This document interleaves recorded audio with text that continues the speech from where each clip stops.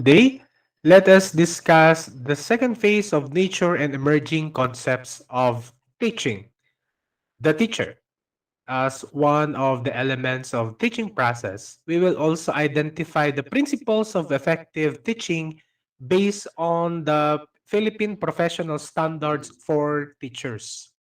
Sa principles of effective teaching, before ang tawag dito sa guide ng isang professional teacher, ngayon, I pass the board. Ano nang gagawin ko? Paano ko masasabi na I am a professional teacher? Nandito yung NCBTS, no, or National Competency Based Teacher Standards. It so happened that this NCBTS framework defined effective teaching in all aspects of a teacher's professional life, no, and in all phases of teacher development. However, may mga changes na nangyari, no?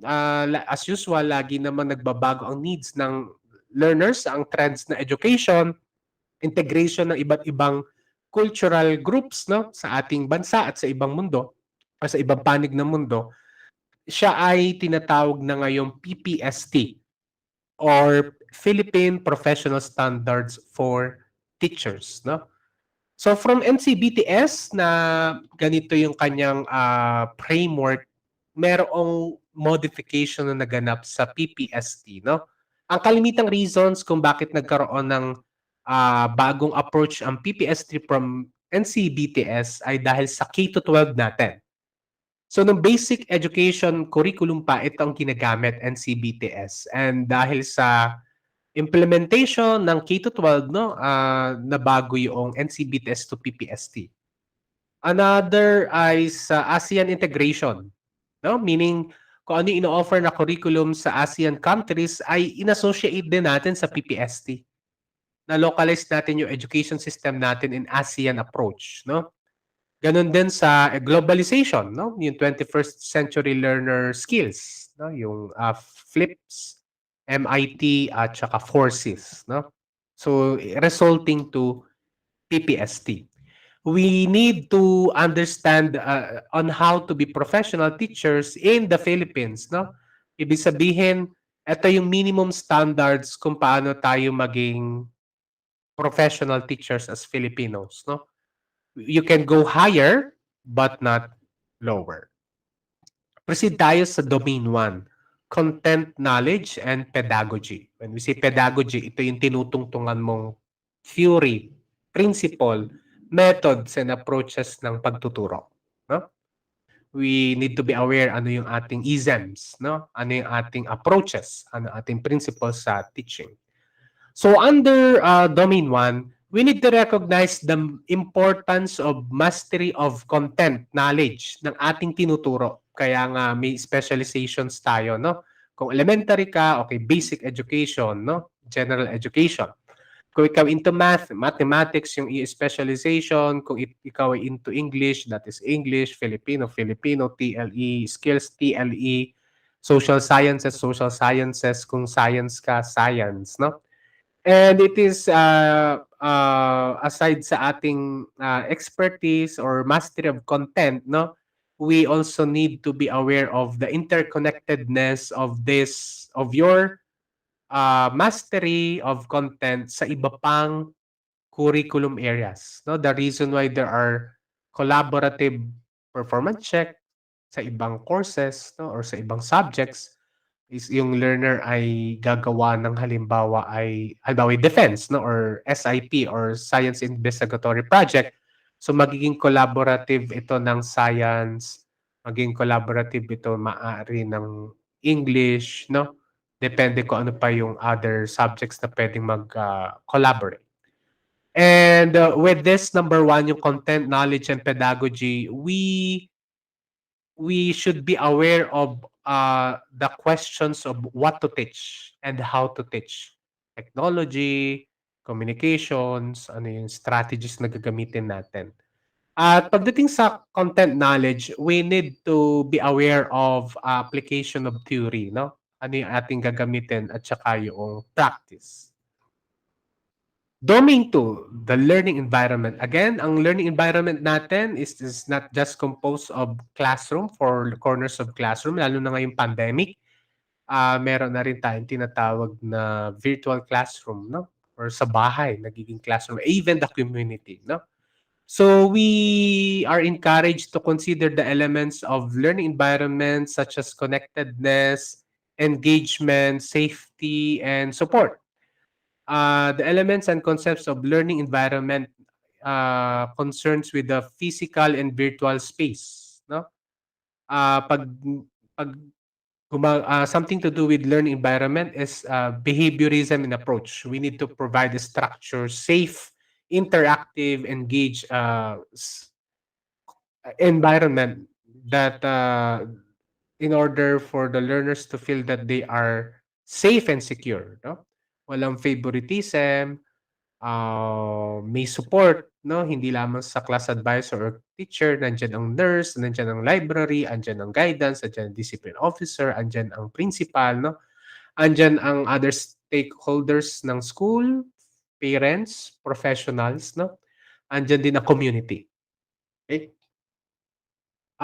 Domain 3, diversity of learners, no? We should be aware of the diverse characteristics of our learners. Physical, social, psychological, spiritual, emotional, economic, no? We need to embrace and respect learners' diverse characteristics, celebrate their uniqueness of individuality, even the gender and sexuality, no?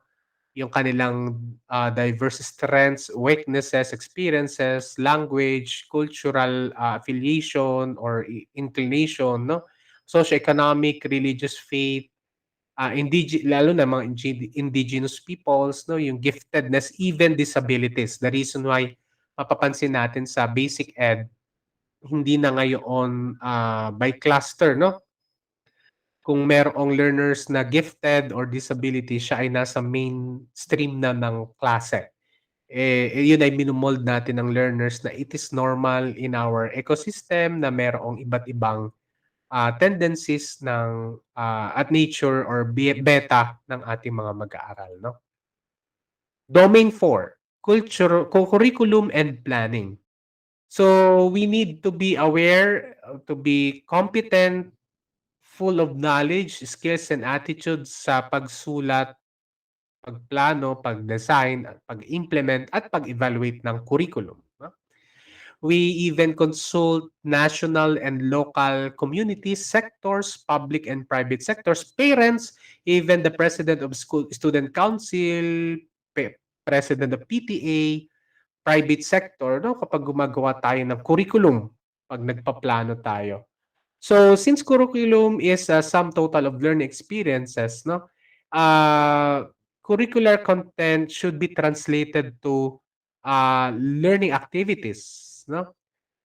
Since we need to apply yung mga nangyayari sa paligid, yung content na nasa books, yung nasa classroom, whether hidden siya or intended curriculum, no? Or unexpected curriculum, physical curriculum or not, no? Kailangan natin siya pinagpaplanuhan. Hindi lamang bilang teacher or curriculum developer, ito ay participated din ng community or stakeholders, no? Domain 5, assessment and reporting. We are encouraged to monitor, evaluate, document, and report learners' needs, progress, and achievement. No, yung academic, personal, social, and career. Formative and summative assessment be given. And when we say formative, ito ay hindi recorded. Just to know ano yung nalalaman nila or prior knowledge nila bago tayo mag-discuss. And ginagamit din natin to kung tama ba yung ating natatalakay at pick up ng ating learners. We are giving summative assessment, ito yung recorded, no? Ito na yung evaluation whether na-achieve nila yung LOs, kung kailangan ba natin mag-reteach or kailangan or pwede na tayo mag-proceed sa next lesson, no?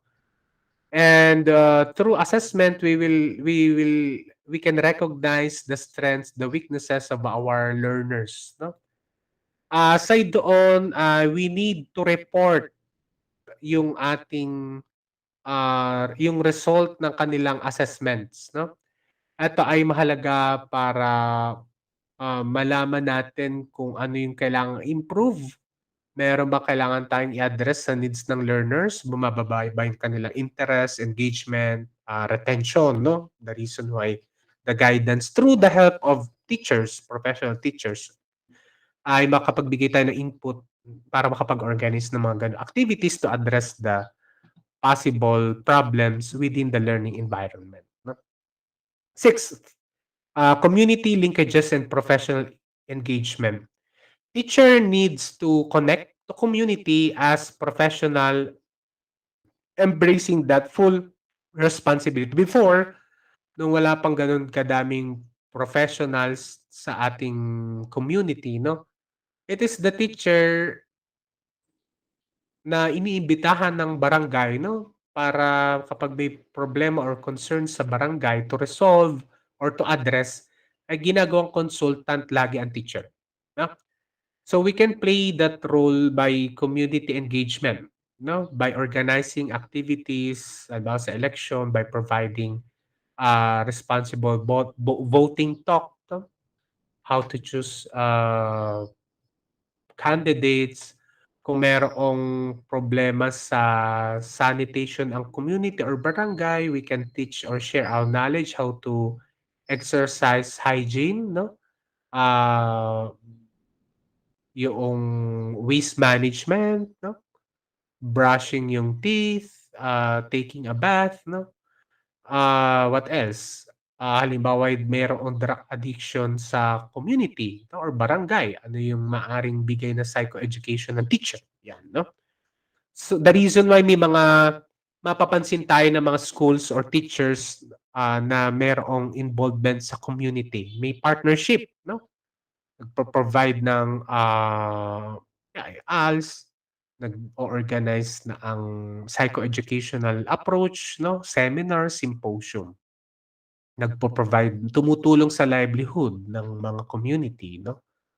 And bukod doon ay nandun din yung Parents Teachers Community Association or PTCA, 'no, to empower, institutionalize, community linkages and professional engagement. So hindi lamang si teacher nag-stay sa school, sa four corners of the classroom, paglabas niya, siya ay may involvement din sa community.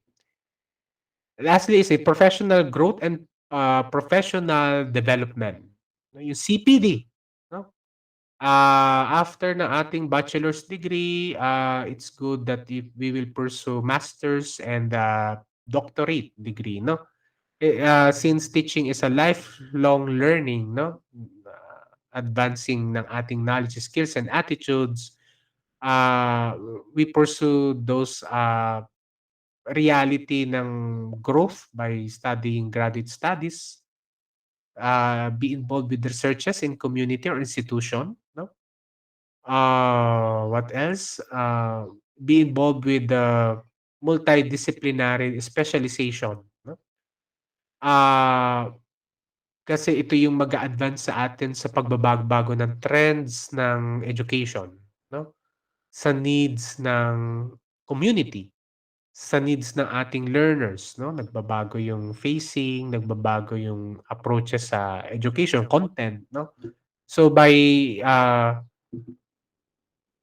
pursuing postgraduate studies, attending seminars or even webinars, nag-i-improve yung ating knowledge, skills, and attitudes. Nagbe-benefit tayo at the same time, na-a-align natin yung ating practices sa sinasabi at in-expect ng 21st century.